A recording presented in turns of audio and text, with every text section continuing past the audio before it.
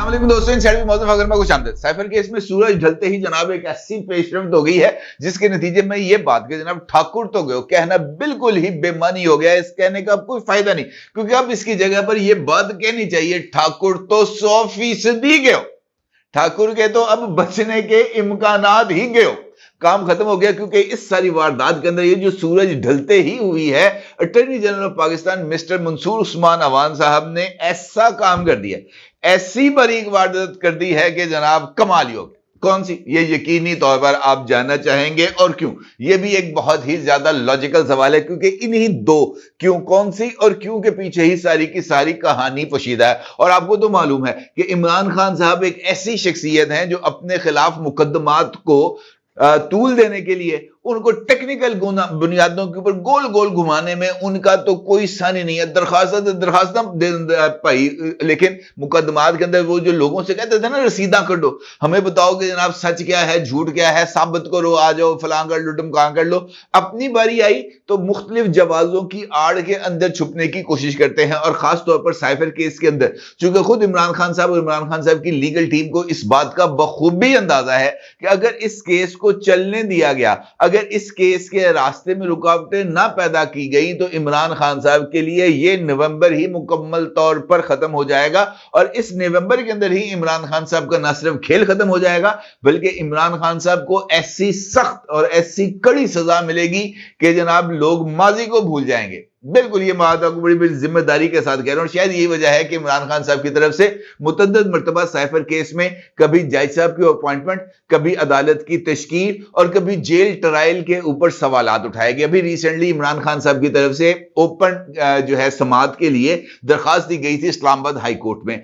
और Islamabad high court के single bench ने ओपन ट्रायल की इस दरखास्त को ना सिर्फ मुस्तरद कर दिया था, बल्कि ये कह दिया था कि जनाब ये जो कार्रवाई है इन कैमरा या जेल ट्रायल ये मुल्जिम की ही सहूलत के लिए है, मुल्जिम की ही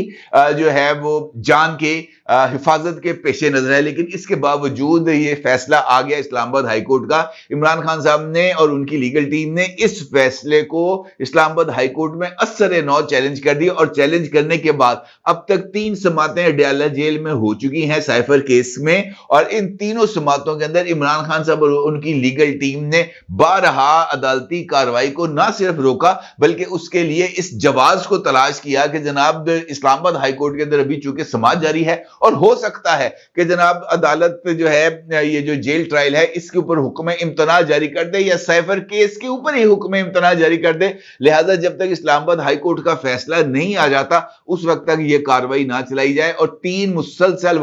ये जो है समातें हो चुकी हैं, और इन 3 समातों में इमरान खान साहब की लीगल टीम, बल्कि भी पिछले जो समात हुई थी वहां पर तो इमरान खान की लीगल टीम ने शिरकत ही नहीं की, वो आई नहीं। उन्होंने कहा जनाब जो है ना स्मोक होगी लाहौर में, इस वजह से वो नहीं आए। अब इस तरह के जो जवाज हैं वो तलाश किए जाते हैं, और ऐसे ही जवाजों की रोशनी के अंदर जो रिलीफ है उसको हासिल करने की कोशिश की जाती है। अब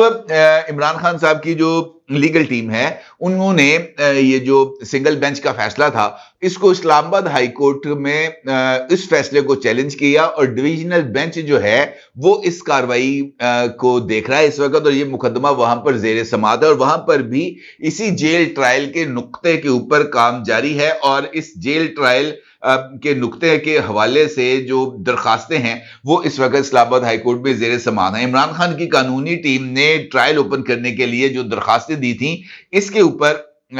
जो टेक्निकल ग्राउंड्स थी वो 2 उन्होंने अडॉप्ट की थी। एक उन्होंने कहा था जनाब के जज साहब की तैनाती दुरुस्त नहीं है, और दूसरा उनका ये कहना था कि शफाफियत को मद्देनजर रखते हुए ये जो ट्रायल है इसको ओपन होना चाहिए। जिस नुक्ते पर attorney general of Pakistan mister Mansoor Usman Awan साहब ने फाजल अदालत के रूबरू इस बात को यकीनी बनाने का वादा किया था कि जनाब इस ओपन ट्रायल के हवाले से कुछ गुंजाइश पैदा करने की कोशिश की जाएगी, और फिर उसके बाद इस मर्तबा जो आखिरी समाअत हुई है साइफर केस की वो एक कमरे में नहीं हुई बल्कि जेल के कम्युनिटी हॉल में हुई, जहां पर 100 के करीब लोगों की गुंजाइश थी। और ना सिर्फ 100 लोगों वहां पर मौजूद रखने की गुंजाइश थी, बल्कि इसके साथ साथ इमरान खान साहब और शाह महमूद कुरैशी साहब जो हाल मुकीम अडयाला हैं उनके 5 अहले खाना को भी मुकदमे की कार्रवाई को देखने की इजाजत दी गई। इसका मतलब यह है कि ये जो ट्रायल है है तो जेल ट्रायल, लेकिन ये इन कैमरा नहीं होगा बल्कि अब ये ओपन ट्रायल होगा। वो बारीक वारदात जिसने इस सारे मामले को मुकम्मल तौर पर ही इमरान खान के लिए रिलीफ के ऑप्शंस को बंद कर दिया है, वो भी जनाब मंसूर उस्मान अवान साहब जो अटॉर्नी जनरल ऑफ पाकिस्तान है उनकी तरफ से ये वारदात डाली गई है। और वो वारदात डालना इस वजह से जरूरी था कि ये जो मुख्तलिफ तरीकों से इमरान खान साहब टेक्निकल चीजें खेलते हैं ना, उसके रास्तों को मुकम्मल तौर पर बंद कर दिया जाए ताकि अब जेल ट्रायल जो है वो आगे बढ़ सके। अब जेल ट्रायल के लिए जो बुनियादी मेरा ख्याल है कि इमरान खान की लीगल टीम है, वो उसका ऑब्जेक्टिव ये था कि किसी न किसी तरीके से इमरान खान की पब्लिक अपीयरेंस हो जाए। और चूंकि अब इलेक्शंस आने वाले हैं और उन इलेक्शंस के अंदर अगर इमरान खान अवाम में नहीं होंगे, वहां पर लोगों को जेल के अंदर खड़े हुए नजर नहीं आएंगे, हथकड़ियां लगी हुई तस्वीरें नहीं आएंगी, बख्तरबंद गाड़ी से उतरते हुए की फुटेज जो है वो नेशनल मीडिया पर नहीं चलेगी, वहां पर सहाफियों के साथ इमरान खान का इंटरेक्शन नहीं होगा, सहाफियों के ऊपर इमरान खान दो चार जुमले नहीं थ्रो करेंगे, उस वक्त तक उनके लिए अपने इंतखाबी बयानिए की तश्कील और इंतखाबी माहौल की फरामी मुमकिन नहीं होगी। और ये वजह है कि वो यहां पर आए थे। अटॉर्नी जनरल जनाब मंसूर उस्मान अवान साहब ने इमरान खान साहब की तरफ से बनाई जाने वाली इन तमाम ग्राउंड्स के रास्ते में एक ऐसी नाकाबिल अबूर रुकावट खड़ी कर दी है जो यकीनी तौर पर इमरान खान साहब के लिए बहुत ज्यादा जो है उसने सूरत हाल को मुश्किल कर दिया। होता यह है कि ये जो इमरान खान साहब की दरखास्त थी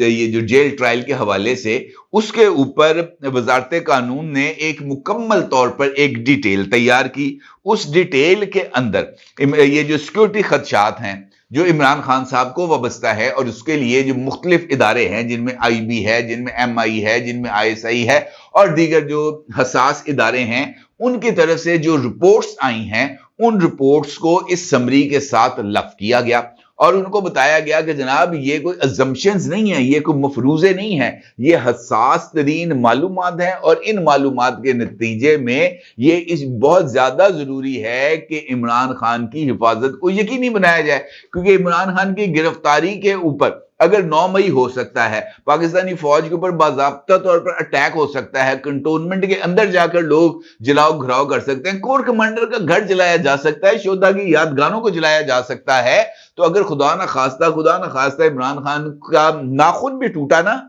कस्टडी के दौरान, तो यहां पर पता नहीं कौन सी क़यामत आ जाएगी। लिहाजा इमरान खान की सिक्योरिटी इस वक्त पाकिस्तान की एस्टैब्लिशमेंट और पाकिस्तान की गवर्नमेंट के लिए सबसे ज्यादा जरूरी है और इस मकसद के लिए इमरान खान को ऐसी कस्टडी में रखना जरूरी है जहां पर उनको हर तरह की सहूलत भी हो और उनकी जान को खतरा ना हो। लिहाजा इन रिपोर्ट्स को इस समरी के साथ लफ किया गया और इसके साथ साथ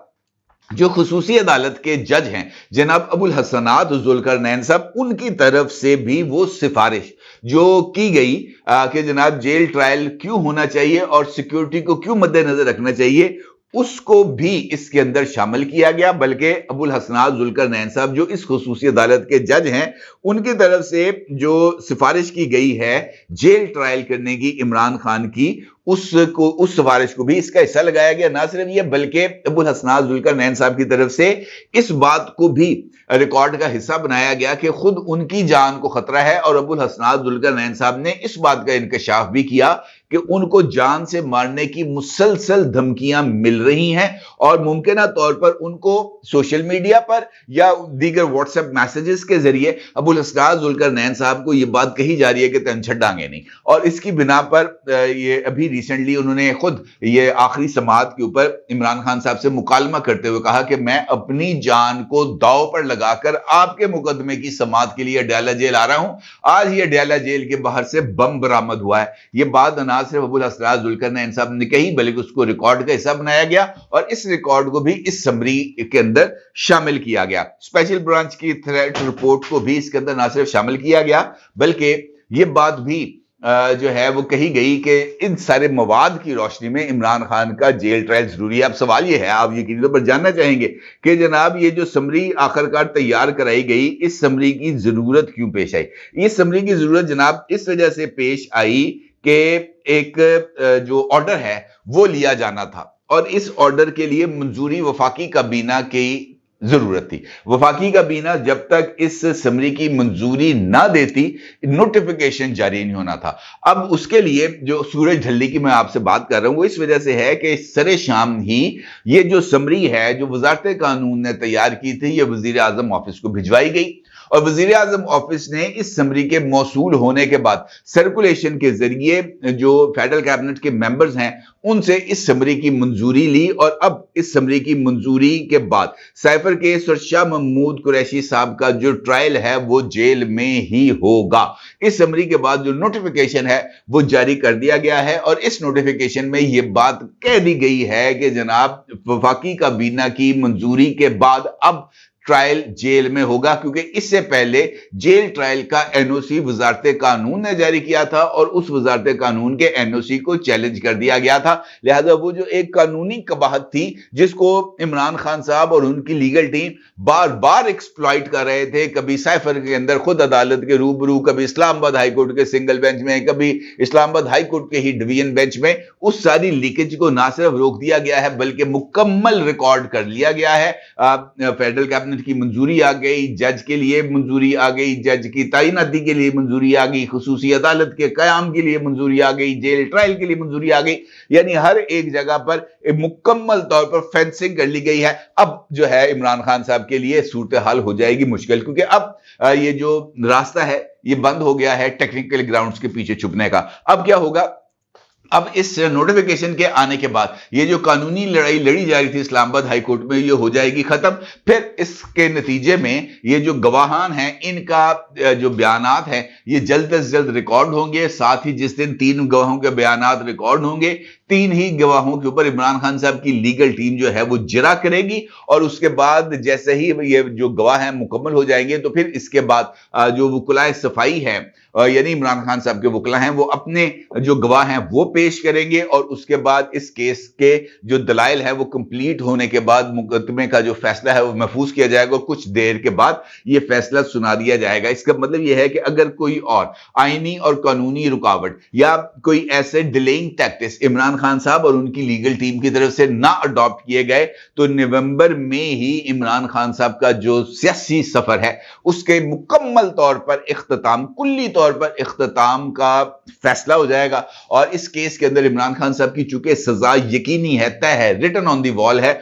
और अब जो मंसूर उस्मान अवान साहब अटॉर्नी जनरल ऑफ पाकिस्तान की तरफ से बारीक वारदात कर दी गई है, उसके बाद तो बिल्कुल ही इमरान खान साहब के रास्ते बंद हो गए हैं, क्योंकि आखिरी जो गवाह पेश होने हैं वो होंगे आजम खान साहब, असद मजीद खान साहब और उस वक्त के सेक्रेटरी खारजा जनाब सुहेल महमूद साहब। और इन तीनों के बयानात ऑलरेडी जो है वो FIA रिकॉर्ड कर चुकी है। आजम खान साहब का जो इतराफी बयान है वो मजिस्ट्रेट के सामने सेक्शन 164 का भी रिकॉर्ड हो गया है और ये तमाम लोगों ने अब इमरान खान के रूबरू खड़े होकर, इमरान खान की आंखों में आंखें डालकर भी ये अपने जवाब देने हैं। लिहाजा यहां पर भी इमरान खान साहब के लिए अब किसी तरह की कोई और स्पेस बाकी नहीं बचेगी। इसका मतलब यह है कि जनाब ये जो छोटे छोटे उन्होंने दर्जें सी बनाई हुई थी जहां से वो बच निकलने की कोशिशें कर रहे थे, अनवर मंसूर उस्मान साहब ने उन दर्जों के अंदर भी जो है ना सीमेंट लगा दिया है। अब इसके लिए इमरान खान साहब के लिए बच निकलने के इम्कानात खासे हो गए खत्म और साइफर केस में सूरज ढलते ही होने वाली पेशरफ्त ने इमरान खान साहब की सियासी पेशरफ्त के आगे एक इतनी गहरी खंदक खोल दी है जो कम से कम इलेक्शंस के बाद तक भी मुझे फिल होती हुई नजर नहीं आ रही। 8 फरवरी को अगर इलेक्शन होने हैं तब तक तो इमरान खान साहब की ये जो खंदक है ये तो इसी तरह खुली रहेगी और इलेक्शन होने के बाद अगर इस खंदक के पुर होने के भी यानी भर जाने के भी इम्कानात पैदा हो गए तब भी इसके कोई नतीजा नहीं निकलेगा। इसका मतलब यह है कि खान साहब का जो सियासी खेल है वो हो गया है खत्म और जैसे ही इस केस का फैसला आएगा इसका बाज़ाब्ता तौर पर ऐलान भी कर दिया जाएगा, कप्तान भी अंदर जाएगा, चेयरमैन भी अंदर जाएगा और तहरीक तो वैसे ही इस वक्त तर-बतर है। तहरीक के तो वैसे कोई इम्कानात, कोई हाल नजर नहीं आ रहे और देखना यह है कि अब इसके बाद इमरान खान साहब अब नया कौन सा पैंतरा इस्तेमाल करने की कोशिश करेंगे। अपनी राय जरूर इज़हार कीजिएगा। आपका बहुत शुक्रिया। अल्लाह हाफिज।